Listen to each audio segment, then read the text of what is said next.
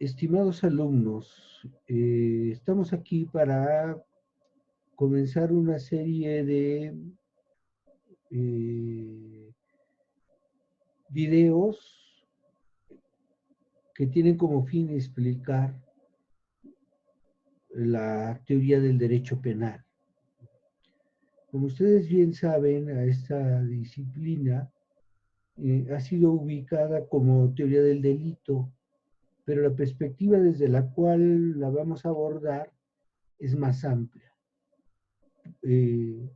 Sobre todo porque parte del análisis de la teoría de la norma y esta teoría de la norma la separa de la teoría del delito.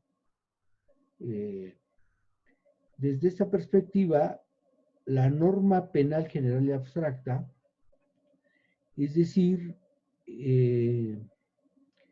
esta norma que regula las prohibiciones o el deber de actuar de determinada manera, eh, eh, es un precedente a lo que nosotros llamamos delito. Es decir, las conductas nunca pueden ser por sí mismas delito. Son delito cuando están prohibidas por la norma penal. Y, y la norma penal eh, tiene toda una estructura. Básicamente tiene dos elementos: tipo y punibilidad. La norma penal general y abstracta tiene dos ingredientes que son el tipo y la punibilidad. El, el tipo no es otra cosa que la descripción de la conducta antisocial prohibida. En otras palabras, el tipo describe el delito y la punibilidad es la medida de la sanción que se encuentra en el Código Penal. ¿Sí? Los dos, tanto tipo como punibilidad, se encuentran establecidos en el Código Penal. Y una vez que hemos analizado el tipo y la punibilidad, podemos pasar a analizar el delito que es facticidad. Mientras el tipo y la punibilidad son normatividad, el delito es facticidad, es un hecho. Por tanto, el tipo, desde esta perspectiva, precede al delito. Bien. Ahora, podemos analizar la conducta antisocial antes del tipo, o solamente podemos analizar la conducta antisocial después del tipo. Y la respuesta es: podemos analizar la conducta antisocial antes del tipo, siempre y cuando esta conducta antisocial no sea el delito. Es decir, una conducta antisocial solo es delito cuando está prohibida en las normas penales. Si esa conducta antisocial no está regulada por el derecho penal, entonces es una conducta antisocial, pero no es un delito. Y es ahí donde muchos se confunden. Dicen, ¿cómo? Es que hay teorías que están analizando las conductas antisociales. ¿Cómo es que analizan la conducta si la conducta la determina el tipo? No. El tipo determina la conducta antisocial que es delito. Y podríamos hablar de alguna manera de conductas antisociales que no son delito, ¿no? Y entonces, ¿y por qué son antisociales? ¿No? Son conductas que cumplirían con los requisitos necesarios para poder ser establecidos en el Código Penal. ¿Sí? Ahora, ese análisis tiene que ver con toda una cuestión precedente. Ahora bien, la teoría que estamos analizando aquí es conocida como teoría lógica del derecho penal. Y habrá que hacer una pequeña historia antes de entrar a estos aspectos. La teoría lógica nace a instancias de Lian Carr. ¿Quién es Lian Carr?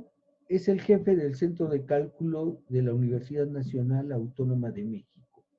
Es un polaco, ¿no?, y que hace un llamado a expertos de distintas áreas para que apliquen la lógica a sus investigaciones en sus distintas ramas de conocimiento. Y desde la Facultad de Derecho de la Universidad Nacional Autónoma de México hubo un grupo de personas, entre ellos estudiantes, que acudieron a este llamado. Ahí estaba Elpidio Ramírez Hernández, Olga Islas de González Mariscal, Ulises Schmil Ordóñez, Eugenio Raúl Zaffaroni, entre otros. La cuestión es esta. En ese transcurso en que comenzaron a trabajar con Lian Carr para aplicar la lógica, Zaffaroni se volvió para Argentina. Como ustedes saben, Zaffaroni estuvo trabajando en la Universidad Veracruzana. Y bueno, para ese momento, estamos hablando de la segunda mitad de los 60, él se va. Ulises Schmil Ordóñez, que después sería presidente de la Suprema Corte de Justicia de la Nación, aquí en México, se separa porque él pensaba que el camino que debían de seguir en su análisis era el de la teoría pura del derecho, de Hans Kelsen. Y bueno, desde ahí él sigue trabajando en cuestiones de lógica. En fin, total que al final solo quedan para trabajar en este proyecto Elpidio Ramírez y Olga Islas. Pero Olga Islas, tanto Elpidio Ramírez como Olga Islas eran estudiantes. Bueno, y este trabajo iba a traer como resultado su tesis de licenciatura, en realidad. Y Olga Islas piensa que no sé en realidad qué habrá pensado, pero parece que le pareció demasiado en ese momento, ¿no?, aplicar este nuevo método para su tesis de licenciatura. Así es que Elpidio Ramírez comienza a trabajar y al poco tiempo, al revisar los elementos de la teoría, se da cuenta que hay unos que tienen muy poco espacio y entonces empieza a pensar en eso. Le transmite la idea a Lian Carr y Lian Carr le dice, a ver, se puede, vamos a usar la teoría de conjuntos. Y así es como Elpidio Ramírez comienza a trabajar en esto a partir de la teoría de conjuntos, ¿no? Y de este instrumento es que se le va a llamar teoría lógica matemática, lógico-matemática del derecho penal. Y con ello obtiene su grado de licenciatura. El resultado de este trabajo de desarrollo de la teoría lógica es que Elpidio Ramírez se titula de licenciado en Derecho. Y al poco tiempo de haber hecho esto, se suma Olga Islas y siguen trabajando sobre la teoría y ya publican un libro juntos. Y esa es la historia del surgimiento del derecho penal. Desde ese entonces, Elpidio Ramírez Hernández ha seguido trabajando sobre la teoría lógica, solo que hay en realidad pocas publicaciones, ¿no?, de su autor original, pero él ha seguido trabajando y difundiendo sus ideas de manera oral. Parece que tiene ya un gran bagaje y la teoría se ha ido afianzando y transformando. Bien, y uno de los problemas que hay con esto es que el profesor Elpidio Ramírez en realidad ha publicado muy poco sobre la teoría, el mismo. Y la mayoría de lo que se ha publicado ha sido por por Olga Islas sobre todo, y claro,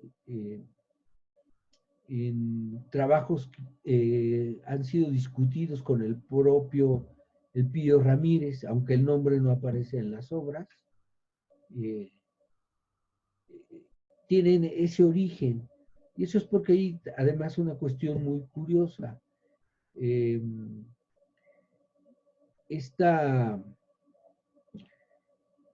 consideración de que hay eh, una exageración en el uso de citas en la práctica académica actual, ¿no? Y piensan en otras áreas donde simplemente se desarrollan los temas y no se está citando todo el tiempo quién originó esas ideas. Pero después, cuando uno se mete al análisis, a la historia de esa disciplina, encuentra quiénes fueron los que fueron incorporando los distintos conocimientos. Y entonces esos conocimientos se presentan y nunca más se vuelve, o no se está reiterando, ¿no? Quién introdujo ese conocimiento en el área, ¿no? Y tal vez por eso en estos libros no exista mucha referencia a estos trabajos previos, ¿no?, que realizó Olga Islas junto con Elpidio Ramírez y de todo el desarrollo y lo que ha aportado Elpidio Ramírez a la teoría. Por cierto, sí tiene sus diferencias, pero bueno, volviendo sobre esto, eh, hay un texto, ¿no?, que deriva de un congreso, ahora fácilmente rastreable a través de las redes, que se llama Fuentes Reales del Derecho Penal. En ese texto, Elpidio Ramírez eh, distingue, como muchos, entre fuentes reales y fuentes formales. Deja a un lado las fuentes históricas para el derecho penal y cuáles son las fuentes. La fuente formal del derecho penal, por supuesto, la ley penal. Antes de eso habría que explicar muchísimas cosas. Y las fuentes reales, pues no son otra cosa que las conductas antisociales, ¿sí? La norma penal, ¿no?, eh, aparece porque se están cometiendo conductas antisociales. Es decir, hay conductas que lesionan bienes dentro de la sociedad. Y eso hace que el legislador tenga que poner atención y tenga que elaborar esas normas. Por eso el legislador hace códigos penales para prohibir determinadas conductas. Bien, entonces a esta facultad que tiene el legislador, en, en esta teoría se le llama jus puniendi legislativo. Vayamos un poco más allá. Se habla de jus puniendi en los diversos libros y el grueso de los penalistas dicen que el jus puniendi es la facultad de castigar que tiene el Estado. Más o menos así, ¿no? Lo dicen de muchas maneras. En concreto, eso nos están diciendo. El jus puniendi es el derecho a castigar que tiene el Estado. Ahora bien, en la teoría lógica, cuando se analiza esto, dice, el término Estado resulta algo muy vago. Y ese derecho a castigar, en realidad, es también algo muy vago. Entonces hay que ver cuáles son las distintas tareas que hay ahí. Entonces dice, mira, derecho a castigar, en realidad hay una serie de facultades. Una facultad para elaborar normas penales generales y abstractas, una facultad para elaborar normas penales individuales y concretas, y una facultad para aplicar esas normas penales individuales y concretas.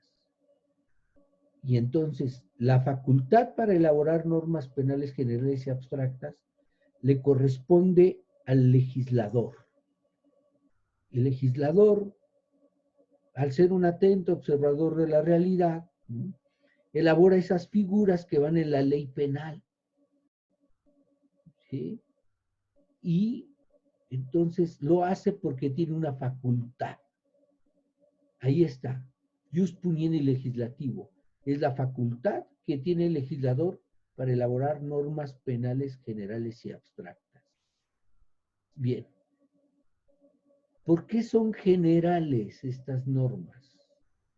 Son generales porque son para todos los sujetos, ¿no?, que se encuentran dentro del ámbito de validez de la norma penal. Por eso son generales. Son para todos los sujetos. Y son abstractas porque son para todos los casos, ¿sí? La norma no se agota en un caso. Bien. Entonces ahí está. Primero, jus puniendi legislativo. Luego, jus puniendi judicial. ¿Y qué es el jus puniendi judicial? Es la facultad que tiene el juez para elaborar normas penales individuales y concretas. Es decir, es la facultad que tiene el juez para dictar sentencias. Y tercero, el jus puniendi ejecutivo, que es la facultad del ejecutivo para aplicar las sentencias que ha determinado el juez. ¿Sí? Ahí el ejecutivo produce facticidad. ¿Por qué? Porque realiza actos, hechos, toma al sujeto y lo encierra. Entonces tenemos estos tres tipos de facultades, entonces tres tipos de jus puniendi. Al jus puniendi le llaman derecho penal subjetivo, porque tiende a esas facultades de los sujetos. Derecho penal subjetivo. Ahora, frente a ese hay otro derecho penal que llamamos derecho penal objetivo. Y ese es el derecho del Código Penal y el derecho, o sea, las normas penales generales y abstractas, y que produce el legislador, y las normas penales individuales y concretas que como sentencias produce el juez. Entonces, ese es el jus penal, el derecho penal objetivo. Bien. Y de aquí se deriva otro tema, que tiene que ver con los límites a las facultades que tienen cada uno de estos sujetos. Y entonces ahí entran los principios que regulan el ejercicio de estas facultades. Podemos decir, principios para el ejercicio del jus puniendi legislativo. Serán los principios que aparecerían como límites al ejercicio del legislador. Ahora bien, dentro de la teoría lógica, estos se derivan como principios constitucionales. Se derivan de un análisis profundo de la Constitución mexicana. Y lo mismo sucede con el jus puniendi judicial. El jus puniendi judicial estaría regulado también por ciertos principios que delimitarían el ejercicio de la facultad para elaborar normas penales individuales y concretas. Y también habría principios para el jus puniendi ejecutivo. Bueno, pero ese tema no lo voy a tocar ahora y no me voy a detener en eso. Tal vez sea objeto de otro video aparte. Quien quiera aprender más de este tema desde el punto de vista de la teoría lógica, busque en las redes Fuentes Reales del Derecho Penal, Elpidio Ramírez Hernández. Bien. Una vez dicho esto, podemos decir, en esa parte de análisis que estamos dejando ahí de lado, Elpidio Ramírez analiza las conductas antisociales como conductas pretípicas. es decir, antes de entrar al análisis del tipo. ¿Por qué? Porque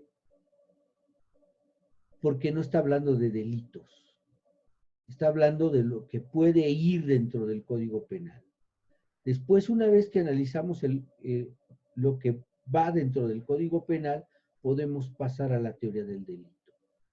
Dice, ¿por qué? Porque la norma penal general y abstracta es antes del hecho que llamamos delito. Por una parte, la norma penal pertenece al mundo de los objetos conceptuales y el delito pertenece al mundo de los objetos materiales. ¿Sí? También esto requiere de una larga explicación, pero la voy a abreviar aquí. Primero, las normas penales generales y abstractas son objetos normativos, no pertenecen al mundo de los objetos materiales. Y Elpidio, siguiendo un poco a Mario Bunge, Elpidio Ramírez, perdón, maestro Elpidio Ramírez, siguiendo un poco a Mario Bunge, nos dice que los objetos conceptuales son ficciones, ¿sí? Es decir, son objetos que hacemos, que no están ahí, pero hacemos como que están ahí. Lo mismo le sucede a los números, a la concepción del Estado, en fin, hay muchos objetos que pertenecen a este mundo de los objetos conceptuales. ¿Y eso qué son? Son ficciones. Por otra parte, también son convencionales porque nos ponemos de acuerdo para darles un sentido. ¿Sí? Y son contextuales porque los agrupamos en ámbitos de comprensión. Por ejemplo, las normas del derecho penal pertenecen a un contexto, las caricaturas pertenecen a otro contexto, los números a otro contexto. Bueno, entonces las normas son ficciones, son objetos conceptuales desde este punto de vista, mientras que los delitos son objetos materiales, es decir, son entes que cambian de estado. Hablamos de la causalidad, son entes que cambian de estado y que influyen en otros objetos y a su vez pueden ser influidos por otros objetos. Un libro, nosotros mismos, un cuerpo humano, el agua, ¿no? Y a ese mundo pertenece el delito, ¿no? Un sujeto apuñalando a otro, disparándole o tomando sus cosas, eso pertenece a ese mundo de los objetos conceptuales, no al mundo de las ficciones como la norma penal. ¿Sí? Bueno, separados esto, lo primero que se hace es analizar los elementos de la norma penal. Ya dijimos, la norma penal general y abstracta tiene dos ingredientes, tipo y punibilidad. El tipo es la descripción del delito y la punibilidad es la medida de la sanción, ¿ya? Entre un mínimo y un máximo. ¿Sí? Siempre aparece, ¿no? Por tal conducta se le aplicarán de tantos a tantos años. ¿Sí? Eso dice la ley. Bien. Ahora, vamos a separar para su análisis el tipo de la punibilidad y tendríamos que empezar por el tipo. Y entonces la teoría lógica, hasta donde yo estudié con el profesor Elpidio Ramírez, la teoría lógica divide el tipo, o sea, hace una teoría general del tipo utilizando la teoría de conjuntos y dice, eran 24 elementos en 8 subconjuntos. En los trabajos de reflexión que he tenido ya propios, esto se modifica, pero no lo voy a presentar ahora sí, lo voy a presentar como se trabajó con el maestro Elpidio, y vamos a hablar entonces de que el tipo, desde la teoría lógica del derecho penal, se divide en 24 elementos divididos en 8 subconjuntos. ¿Sí? En una siguiente sesión vamos a trabajar con esta parte. Por ahora es todo. En el siguiente video vamos a explicar cada uno de estos, vamos a explicar y vamos a dar la lista de los elementos, ¿sí? Bueno, que estén muy bien, es un placer saludarlos. Bueno, es todo por ahora. Gracias.